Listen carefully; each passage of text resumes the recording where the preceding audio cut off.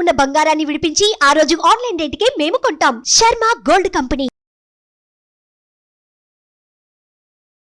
అందరికీ నమస్కారం. ముందుగా ప్రేక్షకులందరికీ క్రోధినామ సంవత్సర ఉగాది పండుగ శుభాకాంక్షలు. అయితే ఉగాది పండుగ అనగానే మనందరం కూడా ఈ సంవత్సరం మొత్తం మన రాశి ఫలాలు ఎలా ఉన్నాయి, ఈ సంవత్సరంలో మనకి ఆదాయం ఎంత ఉంది, వ్యయం ఎంత ఉంది, ఇవన్నీ కూడా డీటెయిల్డ్ గా తెలుసుకోవాలని చాలా ఇంట్రెస్ట్ గా వెయిట్ చేస్తూ ఉంటాం కదా. అయితే ఈ ఉగాది రాశి ఫలాలు మనకి డీటెయిల్డ్ గా ఇన్ఫర్మేషన్ ఇవ్వడం కోసం మనతో ఉన్నారు ప్రముఖ జ్యోతిష్య వాస్తు పండితులు, జ్యోతిష్య వాస్తు శిక్షణ నిపుణులు, ప్రముఖ ఆధ్యాత్మికవేత్త, లలిత ఉపాసకులు బ్రహ్మశ్రీ నానాజీ పట్నాయక్ గురువు గారు. మరి పూర్తి వివరాలు గురుగారు వాటిలో అడిగి తెలుసుకుందాం. నమస్కారం గురుగారు. శ్రీమాత్రే నమః.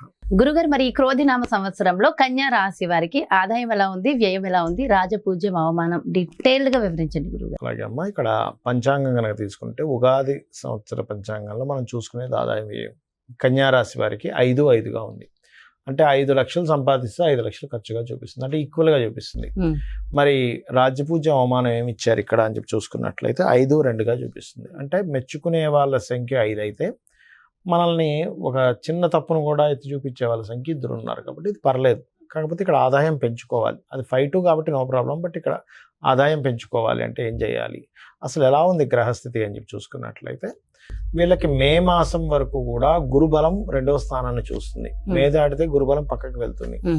అందుకని వీరు చేయవలసింది ఏమిటి, పక్కకి వెళ్ళినప్పటికీ కూడా ఇక్కడ గురువు శుక్రరాశుల్లోనే ఉంటాడు కాబట్టి మరీ అంత ఇబ్బంది ఉంటుందని ఏం కాదు. కాకపోతే వీళ్ళ నిర్ణయాలంటే ఎలాగా, కన్యారాశిలోనే కేతు సంచారం జరుగుతుంది ప్రజెంట్. కేతు ఏంటి, చిత్ర విచిత్ర గ్రహం అంటారు. సహజంగానే లగ్నం వారి కన్యారాశి వారికి మేనేజింగ్ స్కిల్స్ ఎక్కువగా ఉంటాయి, మేనేజ్ బాగా చేయగలుగుతారు. అలాంటిది కేతు వచ్చేసరికి వీళ్ళకే నేనేంటి సరిగ్గా మేనేజ్ చేయలేకపోతున్నాను ఏంటని ఒక చిన్న డౌట్స్ వస్తూ ఉంటాయి, ఒక వైరాగ్యం వస్తూ ఉంటుంది. అందుకని మీరేం చేయాలి, గణపతి ఆరాధన కనుక చేసుకున్నట్లయితే అన్ని విధాలు బాగుంటుంది.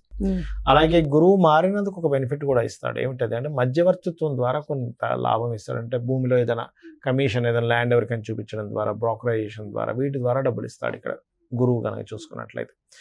అలాగే ఈ సప్తమ స్థానంలో రాహు ఉన్నందుకు, ఎందుకంటే మేజర్ ప్లానెట్స్ ఇవే, సప్తమంలో రాహు, లగ్నంలో కేతు, 6లో శని, మనకి భాగ్యస్థానంలో కూర్చున్న గురువు, సప్తమ రాహు ఉన్నందుకు వీరు ఈ సంవత్సరం వివాహ ప్రయత్నాలు ఏవైతే ఉంటాయో విదేశీ వివాహం అంటే విదేశీ సంబంధాలు వెతుక్కోవడమే మంచిది. కాకపోతే ఇంకా క్రోధినామ సంవత్సరం రాకముందే మే అంటే మనకి ఇంకా ముందుగానే రిలీజ్ అవుతుంది కాబట్టి మార్చ్ అండ్ ఏప్రిల్ మాసాల్లో కొంచెం బుధుడు అక్కడ సంచరిస్తాడు, నీచబడ్డ బుధుడు.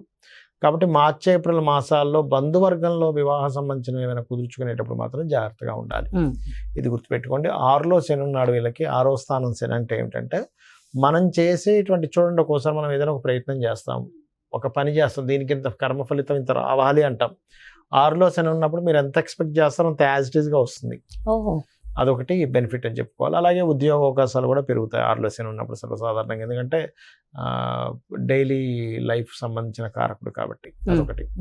అలాగే మరొక విషయం ఏంటంటే ఇక్కడ దీంతో పాటు ఈ కుటుంబాధిపతి అంటే ధనస్థానాధిపతి, ధనస్థానం మీద ఉండేటువంటి గ్రహాల యొక్క స్థితి కనుక చూసుకున్నట్లయితే కొంచెం మీరు లలితా సహస్రనామాల్లో ఓం సంపత్కరీ సమారూఢ సింధుర వ్రజ సేవితాయ నమః అనేటువంటిది మంచి ధనయోగాన్ని ఇస్తుంది, అందులో ఎటువంటి ఇబ్బంది లేదు. అదేవిధంగా గృహాల మూలంగా, ప్రాపర్టీస్ మూలంగా ధనయోగం కూడా వీళ్ళకి సంవత్సరం చూపిస్తుంది. ఇష్టపడిన వారిని వివాహం చేసుకునేటువంటి యోగం చూపిస్తుంది. కాకపోతే ఒక్కోసారి చూడండి, సేమ్ దీంట్లోనే కొంచెం వేరే దీంట్లో సంబంధాలు కుదురుతూ ఉంటాయి. అటువంటి సంబంధాలు కుదిరేటువంటి యోగం అంటే ఇంటర్ క్యాస్ట్ లాగా అనుకోండి. కొంచెం అంటే వాళ్ళ రేపు పెద్దగా ఎవరు చెప్తున్నాను.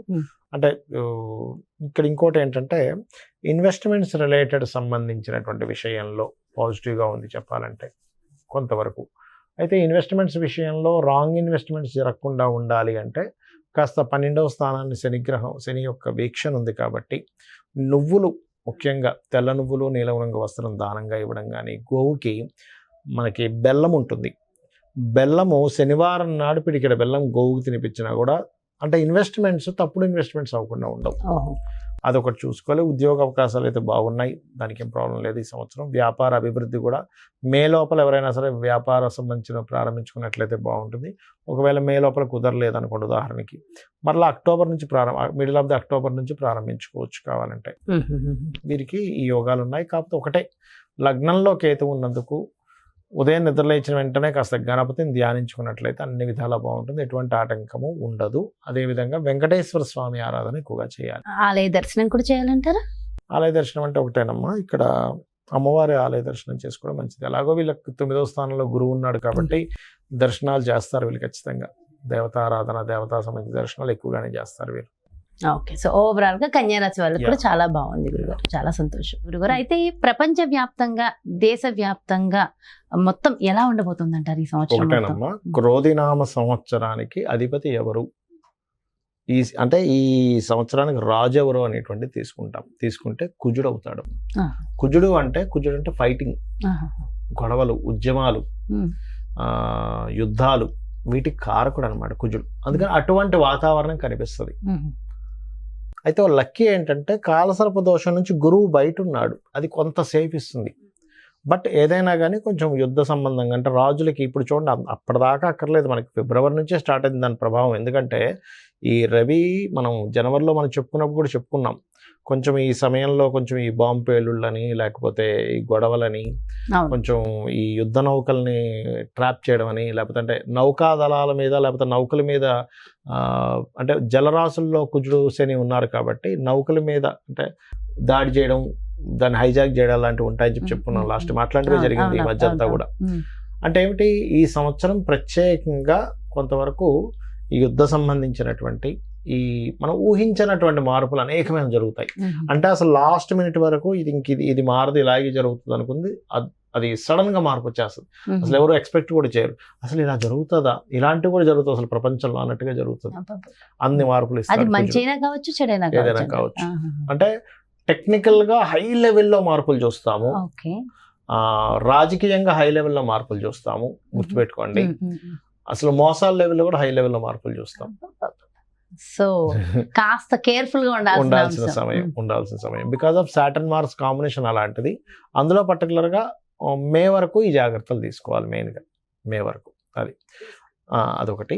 ఇక మిగతా అంశాలు కనుక చూసుకుంటే కనుక, అంటే వీళ్ళు మరి ఇప్పుడు ఈ యుద్ధ సంబంధించిన ఇవన్నీ అనుకున్నాం కదా, మరి రకరకాల దేశాల్లో మన ఇండియన్స్ ఉంటారు, అందరూ కూడా మనుషులే కాబట్టి వీళ్ళెవరూ కూడా ఇబ్బంది పడకుండా ఉండాలి అంటే ఒకటే గుర్తుపెట్టుకోండి, కాలభైరవ అష్టకము, కాళికాదేవి యొక్క స్తోత్రాలు, కాలభైరవ అష్టకం కానీ, నృసింహస్వామి యొక్క స్తోత్ర పఠనం చేయడం కానీ, ఆంజనేయ స్వామి యొక్క ఆరాధన చేయడం కానీ, ఇవి గనక చేయగలిగితే, లేదా మీకు దగ్గరలో గోశాల ఉంది, గోవులకు కాస్త బెల్లము, అదేవిధంగా నువ్వులు కాదు సారీ బెల్లము మరియు క్యారెట్లు, నువ్వులు తినిపించకూడదు, పొరపాటు నువ్వులు అన్నాను, నువ్వులు అస్సలు తినిపించకూడదు, బెల్లము క్యారెట్స్ తినిపించాలి. నువ్వులు దానం మాత్రమే ఇవ్వాలి. చాలామంది అంటుంటారు, ఏమంటే నువ్వులు మేము తినిపించాలా అని అడుగుతూ ఉంటారు, ఏది పురోహితుడు తీసుకోవట్లేదని. ఎందుకంటే అమ్మ అది ఏదైనా మనకి ప్రెగ్నెన్సీతో ఉందనుకోండి, దాని ప్రెగ్నెన్సీ ఇచ్చినవ్వడం వల్ల మరింత దోషం ఏర్పడుతుంది. కాబట్టి ఇది జాగ్రత్త తీసుకోవాలి. సో కాబట్టి ఈ జాగ్రత్తలు తీసుకుంటే సరిపోతుంది. ఇదంతా ఓవరాల్ గా సామూహికంగా కూడా చేయడం వల్ల ప్రపంచానికి ఇంకొంచెం మంచి జరుగుతుంది కదా గురుగారు. గురుగారు, ఇవే కాకుండా ఇంకేమైనా జాగ్రత్తలు తీసుకోవాల్సిన అవసరం ఉంటుందంటారా? జాగ్రత్తలు అంటే ఏం లేదమ్మా, ఒకటి గుర్తుపెట్టుకోండి, నేను చెప్పేది ఒకటే, మనకి ఎప్పుడైనా సరే గ్రహస్థితిలో ఎలాగున్నా, అంటే మన జాతకం ఎలా ఉంది, వాస్తు ఎలా ఉంది, ఇవన్నీ ఎలాగున్నా, నేను చెప్పేది ఒకటే, అమ్మవారిని గనక మనం ఆశ్రయించినట్లయితే ఇవన్నీ కూడా పక్కకు పోతాయి. అయితే మరి ఈ శాస్త్రం ఎందుకు ఇచ్చింది అమ్మవారు? ఈశ్వరుడే స్వయంగా కూడా జ్యోతిష్ శాస్త్రాన్ని ఇచ్చాడు కదా, మనం చెప్పుకుంటూ ఉంటాం కొన్ని వాటిల్లో, మహర్షుల ద్వారా మనకు అందించాడని. మరి ఆ పరమేశ్వరుడు ఎందుకు అందించాడంటే మనకు ఒక జాగ్రత్త చూసుకోవడానికి, ఒక రూట్ మ్యాప్ లాగా మనం ఒక తయారు చేసుకుంటున్నాం. ఏది, ఏ రూట్లో ఎక్కడ ట్రాఫిక్ ఉంది, ఎక్కడ ఏది ఉంది అన్ని తెలుసుకుని దాన్ని బట్టి వెళ్తున్నాం కదా. అలాగే మనకు భగవంతుడే ఈ యొక్క జ్యోతిష్ శాస్త్రాన్ని అందించాడు. దీనివల్ల ఏమిటి, మనం మన జన్మజాతకం కూడా చూసుకోవాలి. అంటే మన జన్మజాతకంలో లగ్నబలం ఎలా ఉంది, ధనం ఏ మార్గంలో వెళ్తే మనకు ధనం సంపాదిస్తాము, ఏ రకంగా ప్రయత్నిస్తే మన ప్రయత్నాలు సఫలీకృతం అవుతాయి, ఏ దిశలో ఉంటే మనకి బాగుంటుంది, సంతాన అభివృద్ధి ఎందుకు అవ్వట్లేదు, వివాహం ఎందుకు అవ్వట్లేదు, మన జన్మజాతకంలో ఉంటుంది. అంటే ఏ సమయంలో వివాహం చేసుకుంటే బాగుంటుంది, అదేవిధంగా మనకి ఏ వృత్తుల్లో బాగుంటుంది, ఏ వ్యాపారాల్లో బాగుంటుంది, ఎందులో ఎప్పుడు ఇన్వెస్ట్మెంట్ చేస్తే మంచిది, ఎప్పుడు ఇన్వెస్ట్మెంట్ చేయకూడదు అనేటువంటి అన్ని విషయాలు ఉంటాయి. మీకు అనిపిస్తుంది మరి ఇవి అన్నీ మన జన్మజాతకంలో ఉంటాయి, మనం మరి ఈ గోచార ఫలితాలు ఇవన్నీ ఎందుకు చెప్పుకుంటున్నాం అంటే ఒకటే గుర్తుపెట్టుకోండి అమ్మా. ఇప్పుడు మీరు షూటింగ్కి వచ్చారు కదా, నార్మల్గా మీ ఇంటి నుంచి ఇక్కడ 40 నిమిషాలు అనుకోండి కార్లో రావడానికి, అదే ట్రాఫిక్ జామ్ అయితే 1.5 అవర్ కూడా పెట్టేస్తుంది కదా. అంటే ఏమిటి, గంటలోనో 40 నిమిషాల్లోనో వస్తాననేది మీరు ఏం చెప్తారు, గంటన్నర పడుతుందండి అంటారు. అంటే మీ కారు మీరు మీ మీ మీ డ్రైవర్ కానివ్వండి, మీరు ఓన్గా డ్రైవ్ చేసుకున్నా మీ కారు అదే రోడ్డు అయినా కూడా మరి ట్రాఫిక్ ఉన్నప్పుడు ఏమో ఎక్కువ టైం పడుతుంది, ట్రాఫిక్ లేనప్పుడు హాఫ్ అన్ అవర్లో రాగలుగుతున్నారు. అంటే దాని అర్థం ఏమిటి, సమయం బయట ఉండే వాతావరణం కూడా మనకు సహకరిస్తేనే మనం సమయానికి వెళ్ళగలం. అలాగే గోచారం అనేటువంటిది ఏంటంటే ఇప్పుడున్న గ్రహస్థితి, ఇప్పుడుండే గ్రహస్థితి ఏ విధంగా ఉంది, పరిస్థితులు ఎలా ఉన్నాయి అనేది చెప్పేదే గోచారం. సో ఈ సంవత్సరం ఈ విషయాలు ఇలా ఉంది కాబట్టి నువ్వు ఈ రెమెడీ చేసుకో, నీ జన్మజాతకం కూడా చూసుకో, ఈ రెండు కలుపుకో.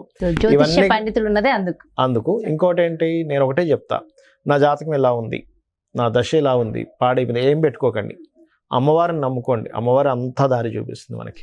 ఎలా ఉన్నా జాతకం ఎలా ఉన్నప్పటికీ ఎలా ఉన్నా అమ్మవారు చూపిస్తుంది. ప్రధానం అంటారు. అమ్మని చేయి పట్టుకుంటే తిండి కొదవ ఎలా ఉండదో, అమ్మవారిని పట్టుకుంటే వాడికి దేనికి కొదవ ఉండదు.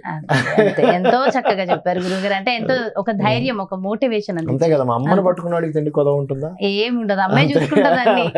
అలాంటిది అమ్మవారిని పట్టుకుంటే దేనికి కొదవ ఉంటుంది? ఎంతో చక్కగా, ఎంతో చక్కటి ధైర్యాన్ని, స్థైర్యాన్ని అందించారు. థ్యాంక్ యూ సో మచ్ గురువు గారు. నమస్కారం. శ్రీమాత్రే నమః. సో చూసారు కదండి, మరి ఇది క్రోధినామ సంవత్సరంలో మీ యొక్క రాశి యొక్క ఫలితాలు పూర్తిగా ఎంతో చక్కగా వివరించారు కదా గురువు గారు. మరో చక్కటి ప్రత్యేకమైన కార్యక్రమంతో మళ్ళీ మీ ముందుకు వచ్చేస్తాను. మరి అదేవిధంగా మీ యొక్క జాతకానికి సంబంధించి కానీ, లేదంటే మీ ఇంటి వ్యాపార వాస్తుకు సంబంధించి కానీ గురువు గారిని సంప్రదించాలి, అపాయింట్మెంట్ కావాలి అనుకుంటే క్రింద డిస్ప్లే అవుతున్నటువంటి నెంబర్స్ కి కాల్ చేయండి. నమస్కారం. సుమన్ టీవీలో మీ పర్సనల్ అండ్ బిజినెస్ ప్రమోషన్స్ కోసం కింది నెంబర్కి కాంటాక్ట్ చేయండి.